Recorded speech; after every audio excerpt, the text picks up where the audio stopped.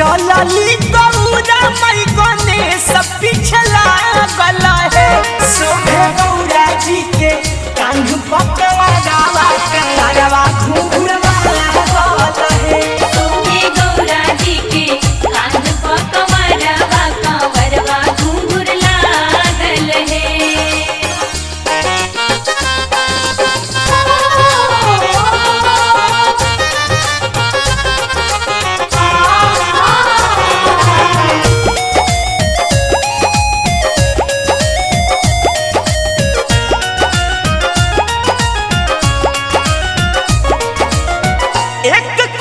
दूर जब अली कैलाश से भीजे लगल चरा बारिश के झटास से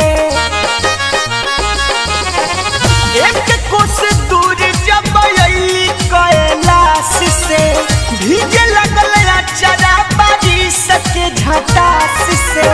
दिनों में करस नया राम चलस रोटियों में जागल है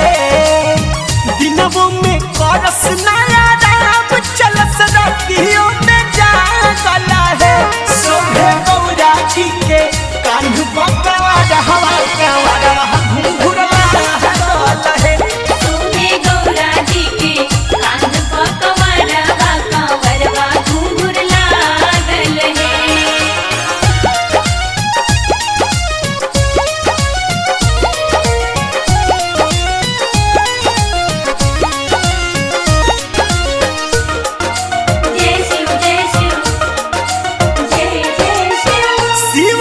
स्वागत बूंद बरसा के मनवा हरसल सोझा गौरा के पाके पहले महादेव स्वागत बूंद बरसा के मनवा हरसल सोझा गौरा जी के पाके ऐसन हो प्रेम कहल गौरा चलियनी भागल भागल है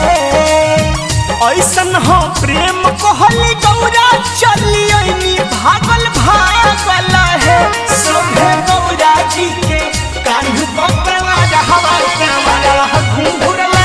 गला है शोभे गौरा जी के कांध पकवा गावा कंवरवा घूंघर लागल है। जल ढरे चलली गौरा मई गणेश पिछला